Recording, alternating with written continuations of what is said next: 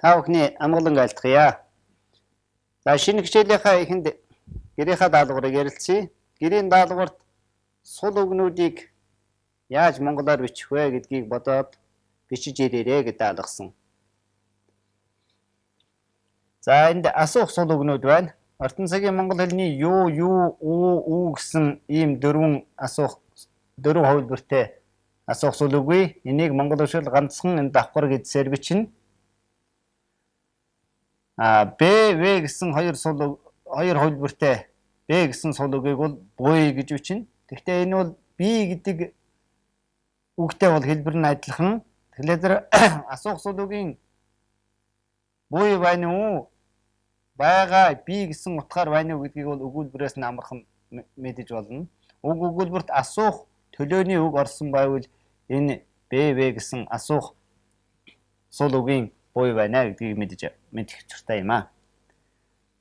За хориглох үгүйсгэх сул үгнүүд байна. Бүү. Бүү гэдгийг бол энд бүү гэдэгтэй адилхан бичиж өөрөөр хэлэх юм бол энд үүгийн шилб хийдэггүй. Үүгийн шилбийг хийдэггүй. Ийм уламжилт бичлэгтэй үг байгаа юм. Энийг бол сайн нүдэлж яваарай. Бүү гэдэг үгийн энэ үүгийн шилбийг хийдэггүй юм байна гэж мэдэж яваарай. За битгий, үл, эс,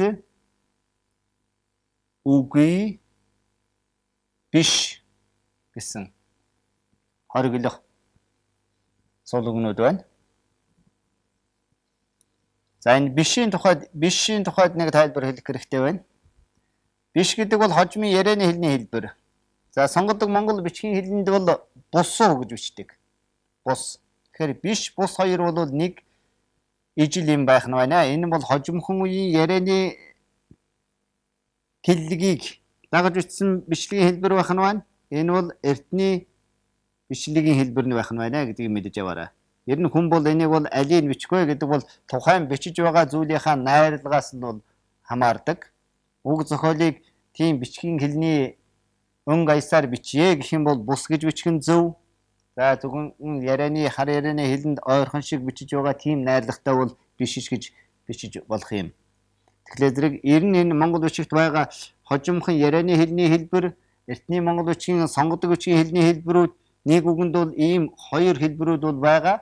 Тэрийг бол альнийг хэрэглэх вэ гэдгийг бол тухайн хүн тэр бичиж байгаа зүйлийнхаа найруулгын өнгө аясаас л хамааруулж бичих учиртайг бол бас анхаарна үстэй.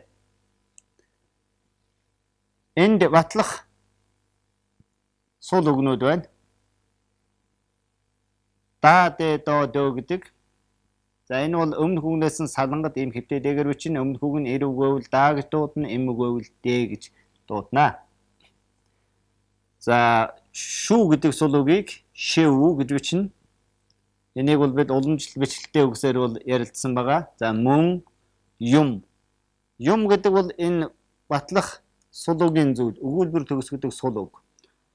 Юмыг төлөөсөн ийм юм, тийм юм гэдгийн юм бол ягуумаа гэж монголоор бичдгийг бол санаж байгаа бах. Тэгэхээр ортон цагийн монгол хэлэнд хоёулангийн юм гэж бичнэ. Монгол бичгт бол тэр сул үгийн юмыг бол ингэж юм гэж бичээд нөгөө юмыг төлөөсөн юмыг бол ягуумаа гэж бичдэг гэдгийг бол санаж байгаа баха. За хүч нэмэх сул үг байна. Ортон цагийн монгол хүч нэмэх сул үг ч, ил хоёр байдаг. Ардаа их шиггүй ийм хэлбэрээр бичдэг ортон цагийн гэрэл үсгийн дүрмэд. За энэ ч нь бол монгол бичгт бол чуу юм уу чүү гэсэн хэлбэрээр бичнэ. Мэдээж энэ сул үгнүүдийг бол бүгд өмнөх үгээс нь салангад бичнэ шүү дээ. Салангад бичнэ. Ил сул үг нь бол ардаа их шигтэй. Эр үгэнд бол а их шиг, эм үгэнд бол их шиг гэсэн. Өмнөх үг нь эр үг гэвэл агаар, эм үг гэвэл гээр дуудана гэсэн үг. Тэгэхээр ортон цагийн гэрэл үсгийн дүрмэнд байдаг энч, тэр ч юм уу, энэл, тэрэл гэдэг үгийн элчээ хүч нэмэгдүүлэх энэ сул үгийг бол монгол бичигт чуу юм уу лаалэ гэсэн хэлбэрээр бичдэг байх нэ гэдгийг сайн мэдэлж яваарай. За билээ. Билээ гэдгийг билээ гэж ингэж бичдэг. Биз гэдгийг бизээ гэж ингэж бичдэг. За энэ билээ биз гэдэг бол хоёулаа мөн түрүүний тайлбарсан шиг хожимхон үеийн ярианы хэлний хэлбэрийг дагаж бичсэн ийм бичлийн хэлбэр байгаа юм. Энэ хоёр үгийн сонгодог монгол бичгийн хэлний хэлбэр нь бол билээ гэдгийн оронд эртний хуучин ном сударт бол дандаа бүлгээ юм уу болоо гэдэг энэ хоёр хэлбэрийг бол хэрэгэлдэг. Тэгэхээр биз гэдгийн оронд бол буй заа гэдэг. Энийг заримдаа буй яа гэж энийг яа гэж амдорт уншдаг. Энэ бол Ж-гээр уншдаг. Ж-гийн нэг хэлбэр байгаа юм шүү. Буйжаа гэж. Тэгэхээр биз гэдгийг бол хожимхон ярианы хэлний энэ биз билээ хоёрыг бол ярианы хэлний хэлбэр дуурайж ирсэн хожмын хэлбэр бүлгээ болоо буйзаа гэдэг нь бол жинхэнэ Монгол сонгодог бичгийн хэлний хэлбэр байхна гэдгийг мэдж аваарай. Тэгээд зөвхөн бичиж найруулж байгаа зүйлэндээ бүлгээ гэдгийг хэрэглэх үү, билээ гэдгийг хэрэглэх үү, бизээ гэдгийг бичих үү, буйзаа гэдгийг бичих үү гэдэг бол түрүүний л хэлсэн тухайн хүн тэр бичиж байгаа юмныхаа найрлагын өнгө аясаас л хамааруулж алиж хэрэгжилж болох юм аа. За гэрийн даалгаврын тухайд ярилцах гэсэн сулууг бол энэ байна. За тэгээд бид ярилцаж байгаа оюун түлхүүр сургаалаа цааш нь үргэлжлүүлж уншъя. Өчүүхэн номч хүмүн омог ер үргэлж их мэдхүү мэрэгд тор халдваас үдтэр шантархуу ийн тэмдэг. Өчүүхэн номч хүн омгоор үргэлж их мэдих мэрэгдэд халдваас үтэр шантархын тэмдэг. За өчүүхэн номч хүн гэж бол бага юм мэддэг. Мэддгүй мөртлөө мэдгийн дүртэй тийм хүнийг хэлж байна. Тийм хүн омгоор. Омог гэдэг бол Нисванысын 5:21. Нисванысын 5:20 гэдэг маань уур, шунал, ата, омог, шунал энийг хэлдэг.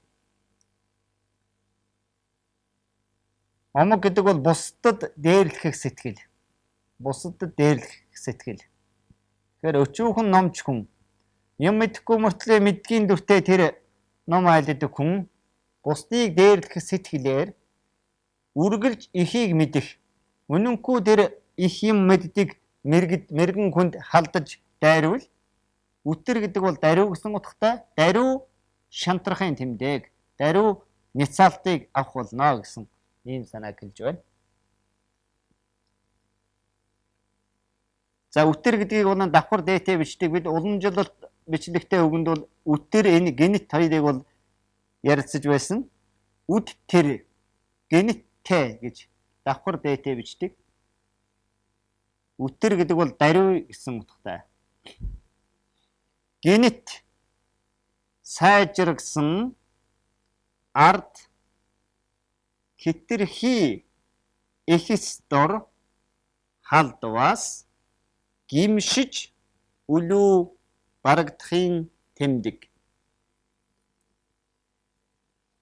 Генет сайжарсан ард хитрхи эхст халдваас гимшиж үлүү барагдахын тэмдэг. За генет сайжарсан ард гэдэг маань голчлон хүн бол генет баяжих юм уу? Генет сайжирна гэдэг бол тэр чи зүү зогсоорон болж байгаа хэрэг биш. Энэ ямар нэгэн булхай буруу замаар л сайжирсан ард гэсэн санааг хэлж байна. Тийм хүн хитрхи ихийг мэддэг ариун буянт хүнд халдаж дайрвал хожим гимшиж барагдахгүй болно. Ер нь тэгж халдна гэдэг бол тэр хожим гимшиж барагдахгүй болохын шинж гэсэн үг. Ер нь энэ тэмдэг гэдэг байгаа нь бол тийм юмны шинж гэсэн үг шүү дээ. Шантрахын шинж, барагдахын шинж гэсэн утгаар хэлж байгаа. За ингээд гэрийнхаа даалгавар өнөөдрийн үзэсгэлэн оюун түлхүүрийн эхний энэ хэсгийг Сая дагуулж уншиж бичиж авсан байх. Ахаад нэг хамт нүдлээд хараад ав.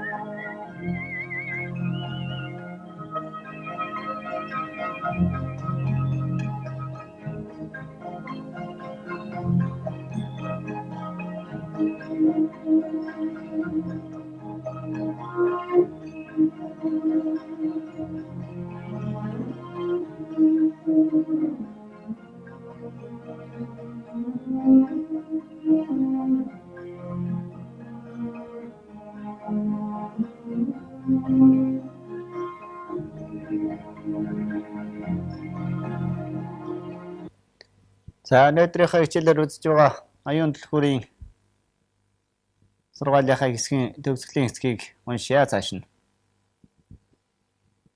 Арслан нуу омог баатар мөн арслан даган зохих. Үнэгэнүү уран арга мөн үнэгэн дэгэн зохих. Арсланы омог баатар мөн арсландаа зохих. Үнэгний уран арга мөн үнэгэндээ зохих.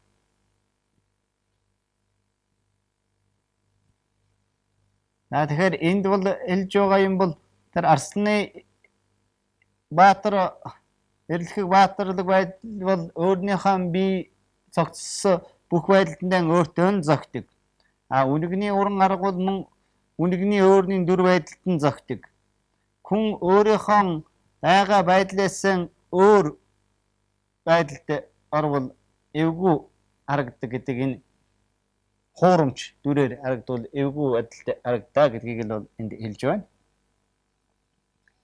Арсланы баатар омог үнэгэн дор тус үгүй. Үнэгний уран арга арслан дор тус үгүй.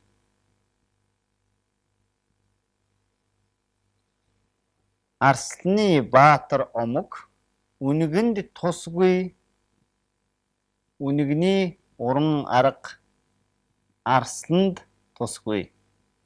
Тэгэхээр арсланы тэр идэрхэг баатарлаг дүр байдал бол үнэгэнд хэрэггүй. Үнэгний тэр нарийн уран аргатай залтай байдал дүр төрх бол омог баатар арсланд бол бас хэрэггүй юм гэж хэлж байна. Арслан үнэг мэтүү явбас түргэн утах. Үнэг арслан мэт явбас түргэн үхэх хэмээгсэн үлгэрийг хэн хүмүн хянан үзжүү. Хэрвэн мэдэж чинээвэн бодож явгсан сайн гэж.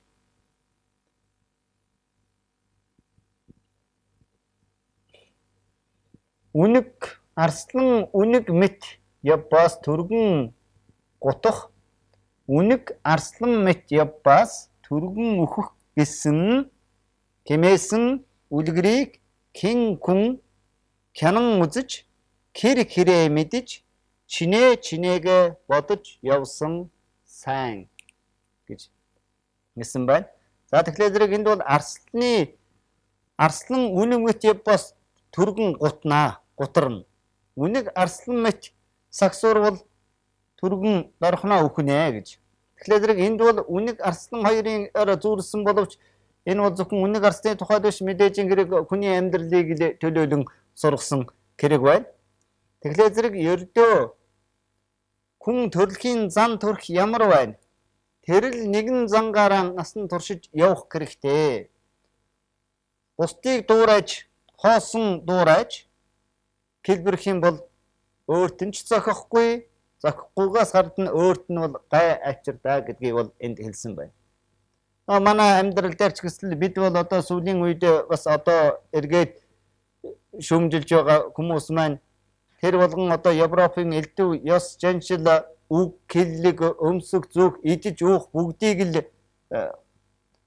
хэрэгтэй хэрэггүй зохихгүйг нь мэдэхгүй дуурайгаал хуулдаг маань нэг талаар тохирохгүй хэрэг шүү дээ. Тэрийг бас л хэлж байгаа хэрэг. Наад захын одоо жишээ аваад хэлэхэд бол бараг Европ хүнийг дуурайгаад ээж аваа хүртэл чи их хүлээ гэж дуудаад л ээж аваагаа пап мам гэж хүүхдүүд маань дуудаг болсон чинь маань үнэхээр тэр бол зүгээр хуурамч өнгөрл Монгол хүний зан төрх биш өөр юмыг л хуурамч дуурайж хуулж байгаа хэрэг. Тэгж өөрийн байгаа төрх Монгол хүн ямар байх ёстой төрх, Азийн хүн ямар байх төрх, тэр тусмаа хүүхэд хүн ямар байх ёстой юм. Тэр л зан төрхөөрөө байхгүй. Нэг хүүхэд бол том хүн шиг загнах юм уу? Том хүн хүүхэд шиг юм уу? Эр хүн эмэгтэй хүн шиг юм уу? Ингэж аашлах бол ерөөсөө хүний ёс суртахуун олон хүнд бол сайхан харагддагвэ. Тэрийг л энд хэлсэн байна. За тэгээд энэ бол өөрийнхөө зогсон тэр зан төрхөөрөө байх ёстой гэдгийг хин ч гэсэн кинон үзэж хэр хэрэг мэдэж чинээгэн бодож явсан сайн гэж. Тэгэхээр хэр мэдэн чинээгэн бодож явсан сайн гэдэг маань ардын маань сургаалын үг адууныхаа хэмжээгээр эсгэрч хүндлийнхаа хэмжээгээр жи гэдгийг л хэлж байгаа хэрэг. Ерөөсөө хүн маань өөрийн амьдралын хэр хэмжээ, мэдлэгийн хэр хэмжээ, болцооны хэр хэмжээ ямар байна вэ? Тэр л хэр хэмжээнд амьдарч, сурч, ажиллаж явах нь бол зүйтэй юм гэсэн үг. Мэдээж хэрэг энд бол чи ядуу чигээрээ байгаад бай гэсэн үг биш. Сайн сайжрахын тулд бол мэдээж ажил хийж сайн ажиллах юм бол сайн амьдрна. Гэлээ тухайн үеийн бололцоо байхгүй байхад илүү ихийг санаархна гэдэг бол буруу юм гэдгийг л энд сургаж байна л дээ. Өөрөөр хэлэх юм бол тухайн хүнд өнөө маргааш хоол унднаас нь илүү гарахгүй байсаар байтал бусдыг дуурайж маш их үнэтэй юм авах гэж хоосон хонж гэдсэн одоо сойдогч юм уу ингэж эрүүл мэндэ хүртэл хохирох юм бол эн чинь тэр хэрэг мэд чинээг бодоогүй хэрэг болж таарч байна шүү дээ. За ингээд өнөөдрийн бидний ярилцах гэсэн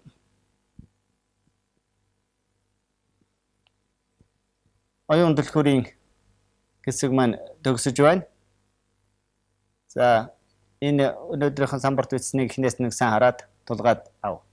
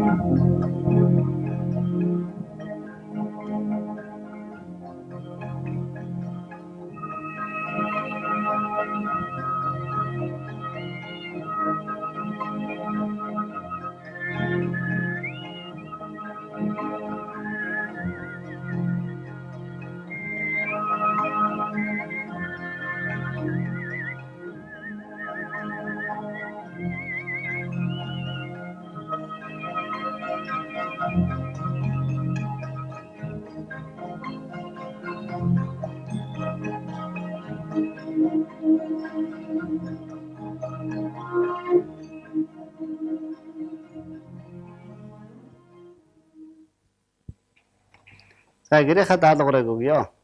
За гэрийн даалгавартаа тооны үгийн зүйлийг зөв бичих дасгал хийж ирээрээ. Тухайлах юм бол дистооны үг 1-р, 2-р, 3-р, 4-р, 5-р гэдэг үгнүүдийг яаж бичих вэ? Тооны үг 20-д, 30-ад, 40-д, 50-д, 60-ад, 70-ад, 80-ад гэж бичихэд яаж бичих вэ? Дахих тооны үг 1-тэй, 3-тай, олонтой, 10-тай, 20-тай ч гэдэг юм уу? Ийм дахих тооны үгийг яаж бичих вэ?